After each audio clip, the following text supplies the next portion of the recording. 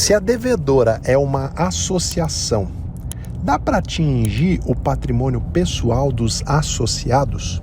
Seja muito bem-vindo, seja muito bem-vinda à lição prática número 142. E hoje a nossa lição fala do nosso tema maior, a efetividade da execução, o sucesso na localização de bens, o sucesso no cumprimento de uma obrigação.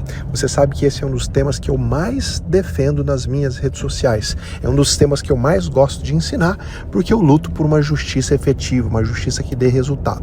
Aí imagina, o cliente te procura, fala que tem um crédito com uma associação, com um clube de lazer, por exemplo. Ele forneceu lá mercadorias para a lanchonete do clube e o clube simplesmente não pagou.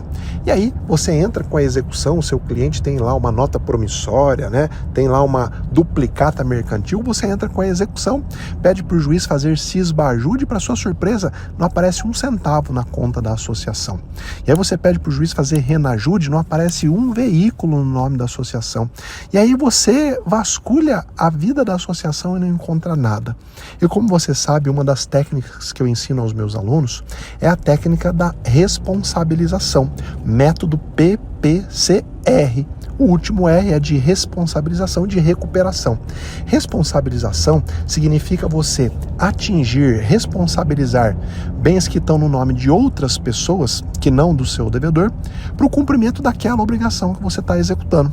Uma das formas, uma das maneiras que a nossa legislação prevê de responsabilização é a chamada desconsideração da personalidade jurídica. E aí surge a dúvida, professor, é possível desconsiderar a personalidade jurídica da associação, do clube, para atingir os bens dos associados? Olha, depende. Como tudo no direito, essa palavra é depende. Não necessariamente você precisa atingir os bens dos associados. Às vezes você vai usar a desconsideração para atingir o patrimônio de uma outra pessoa jurídica que está ali de alguma forma mancomunada com a associação. Olha esse exemplo aqui, ó. Esse exemplo foi até dado por um aluno. Ele executava uma associação e aí ele descobriu que a associação que ele executava, ela recebia pagamentos na conta de uma outra pessoa jurídica. Então, a associação era um clube, esse clube tinha lá, algumas atividades de ginástica, pilates, judô, que os associados e também as pessoas de fora podiam fazer, pagando lá uma quantia de mensalidade.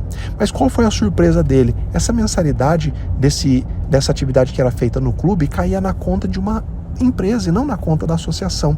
O que é isso, meus queridos? O direito chama isso de confusão patrimonial.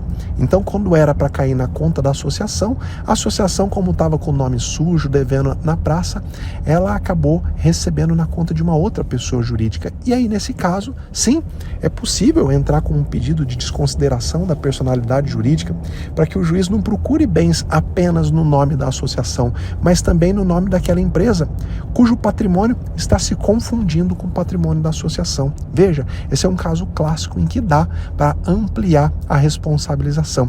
Agora, imagina que o presidente, o diretor dessa associação, ao invés de se mancomunar com uma outra empresa, ele fala assim, olha, todas as mensalidades aqui do clube vão ser depositadas na minha conta pessoal.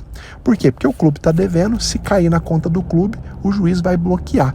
Então ele tem a feliz ideia de fazer com que os depósitos, os pagamentos devidos ao clube, à associação, caiam na conta particular dele. É claro que está aí mais um caso de confusão patrimonial. O patrimônio da pessoa física, do diretor, e a pessoa jurídica, a associação, estão se confundindo. E de acordo com o artigo 50 do Código Civil, a confusão patrimonial é causa para desconsideração da personalidade jurídica. Então sim, dá e tem que dar. Porque se assim não fosse, meus queridos, ia ser muito fácil você burlar a lei, A gente precisa ser objetivo, a gente precisa sempre lembrar qual é a função da justiça. A função da justiça não é criar entrave burocrático para a realização dos direitos, muito pelo contrário. A função da justiça e do Poder Judiciário, dos membros do Poder Judiciário, tem que ser garantir o cumprimento das obrigações e não fazer com que o credor saia frustrado. Não, nós precisamos inverter essa ordem. Hoje, os credores procuram a justiça e saem frustrados. Não, o nosso papel tem que ser realizar direito. Obviamente que sempre resguardando o direito de defesa, o contraditório, não é passando por cima dos direitos dos devedores, não. É resguardando os direitos deles, mas não esquecendo que o judiciário nasceu para cumprir a obrigação e não para frustrar a obrigação.